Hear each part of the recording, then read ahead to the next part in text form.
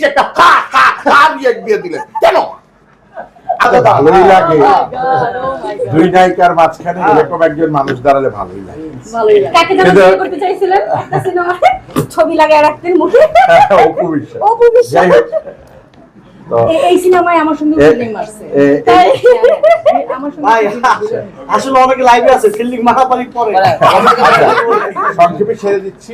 Ivan Mallick আসলে খুব গুরুত্বপূর্ণ 2-3টা মেসেজ দিয়ে গেছে।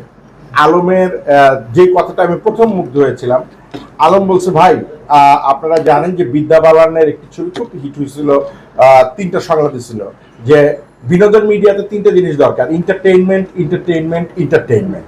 তো হিরো আলমের সাথে যখন ফার্স্ট আমার ইন্ট্রোডিউস হয়, হিরো আলম মানে একটা মানুষ কিভাবে এটা বলতে পারে আমি জানি না, সে আমাকে বলছিল ভাই আমার কোনো ভিডিও ছাড়লে মানুষ প্রথমে কয়েকটা গালি দেয়, তারপর একটু মজা পায়, 2-4জন ভালো কমেন্ট করে, 2-4জন খারাপ কমেন্ট করে ঘুমায় যায়। বিশ্বাস করেন ঘুমের তো আবার আমার ভিডিওটা দেখে যে আমি কি করলাম, আবার আমার 2টা গালি দেয়, আবার মনে করেন হচ্ছে গিয়ে সে ভুলে যায়, কাজকর্ম করে, দুপুরবেলা আবার আমার ভিডিওটা ছাড়ে আবার আমার 2টা গালি দেয়। মানে একটা মানুষ তার কতটুকু কনফিডেন্স দেখেন যে যেই লোকটা কালচারাল অঙ্গনকে ভালোবাসে এবং তার ভিডিও দেখে আপনি বিনোদিত হচ্ছেন, এন্টারটেইনমেন্ট নিচ্ছেন, যেভাবেই নেন আপনি। কারণ সব জিনিস দেখবেন আমরা কি বলি যে এই এলাকায় সবচেয়ে ভালো লোকটাকে বজলু আর খারাপ লোকটাকে ধরেন কথা শফিক। তাহলে এই যে ভালো লোকটা আর খারাপ লোকটারে চিনেন, যেভাবেই সমালোচনা করেন, হিরো আলম কিন্তু এন্টারটেইনমেন্ট।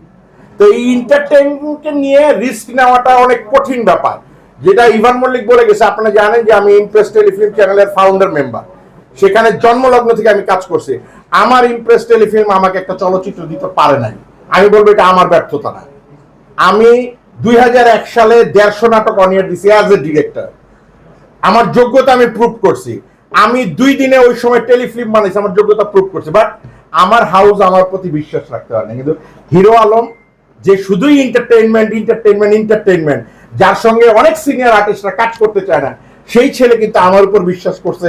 ইভান মল্লিক বলে গেল, ইভান মল্লিকের উপর বিশ্বাস করছে। আমি মনে করি যে এই বিশ্বাসগুলো আমাদের মতো নির্মাতাদেরকে, যারা অনেকের জন্য অনেক কিছু করছি কিন্তু আমাদের জন্য কাউকে আমরা কাছে পাই নাই, তাদের জন্য হিরো আলম ভালো হোক খারাপ হোক, এই যে সে এগিয়ে আসছে। এবং ঈদে দেখেন করোনার আগে ছবি রিলিজ দিচ্ছে, আমি একটু আগেও বলেছি যে এই ছবিটা ঈদের ছবি। সাকিব আনডাউটেডলি সুপারস্টার, সাকিবের সাথে যদি আপনারা কাউকে কম্পেয়ার করেন আর কেউ কম্পেয়ার করে, এটা বাজারে আসার জন্য করে, আর কিছুই না। কারণ সাকিবের উচ্চতা কিন্তু যেতে পারবে। কিন্তু ইভান মল্লিক যে কথাটা বলে গেল যে এরপরে যে ছবিগুলো রিলিজ হয়েছে, যদি আমি বলি ধরেন ছবির নাম ধরে আমি বলি, লিপস্টিক ছবিকেও আপনি ধরেন, একটা ভালো ছবি, জাদু কি আদর আজাদ, ওরও কিন্তু অনেক অ্যাকশন ধর্মী ছবি আছে। কিন্তু আমি বলবো যদি লিপস্টিককেও এখানে কাউন্ট করেন, আমি মনে করি এই ছবির সাথে কম্পেয়ার করতে পারবেন আপনারা। এবং ইভান মল্লিক দিন শেষে একটা কথা বলছে, আপনারা যারা দর্শক, এরা আমাদের জন্য এক প্রকারের উদাহরণটা বলা হচ্ছে, মানে আমি বলাটা ঠিক হবে কিনা জানি না, এক অর্থে ভগবান। আপনারা যারা দর্শক তারা এরকম একটা ব্যাপার যে আপনারা আপনাদের সঠিক মতামত দিবেন। আপনি দেখলেনই না, জীবনে কোনোদিন আপনি সিনেমা হলে যান নাই, আপনি নিচে একটা দিয়ে দিলেন কেন? আপনি আগে যান, আপনার কাছ থেকে আমি শিখবো। আপনি এই যে একা এত সুপারস্টার নায়িকা, আমিও এখন শিখবো, একাও শিখবে। আপনারা যান, ওইখানে গিয়ে আপনারা লেখেন যে ভাই হিরো আলমের অভিনয় ভালো হয় না, আপনি ভুয়া ডিরেক্টর কি বানাইলেন। ওইখানে আপনি লেখেন আপনার মিউজিকটা ভালো হওয়া উচিত ছিল, ওইখানে আপনি লেখেন ছবির ফাইটটা ভালো হয় নাই, অমুক জায়গাটা ভালো চাই, হিরো আলমকে এই জায়গায় ইমপ্রুভ করা উচিত। কারণ আপনারাই তো আমাদের দিন শেষে সব সাংবাদিক ভাইরা উঠে ধরে। আপনারা যারা দর্শক, যারা হলে গিয়ে দেখেন অথবা ইউটিউব কন্টেন্ট দেখেন, আপনারাই আমাদের সব। আপনারা না দেখা, চেহারাটা দেখা, টাইটেল দেখে হা মারেন, হবে না ভাই। যুগ পাল্টে গেছে। কিন্তু আপনি আজকে এই সাবকন্টিনেন্টে আটকে রাখতে পারবেন, কিন্তু হিরো আলমের উপর যখন আঘাত হয়, বিশ্বের 24টা টেলিভিশন চ্যানেলে নিউজ হয়, আমি শাওন আশরাফের হয় নাই, বাংলাদেশের অনেক বড় বড় নেতার হয় নাই, সেই জায়গাটা সে মানে যোগ্যতাটা অর্জন করছে। সো দ্যাট ইভান মল্লিকের সুরে আমিও বলবো বাদশা দেখেন, আসেন হলে দেখেন, আপনাদের সুচিন্তিত মতামত।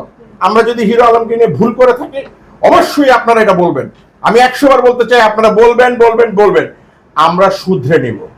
কিন্তু এই দুঃসময় চলচ্চিত্র মানে রিলিজ দেওয়া একটা সাহসী ব্যাপার। আমি হিরো আলম, রিয়ামণি, একা, ইভান মল্লিক এবং এই ছবির সংশ্লিষ্ট যারা আছে সবাইকে ধন্যবাদ দিতে চাই। এটা একটা সাহসী উদ্যোগ। ধন্যবাদ।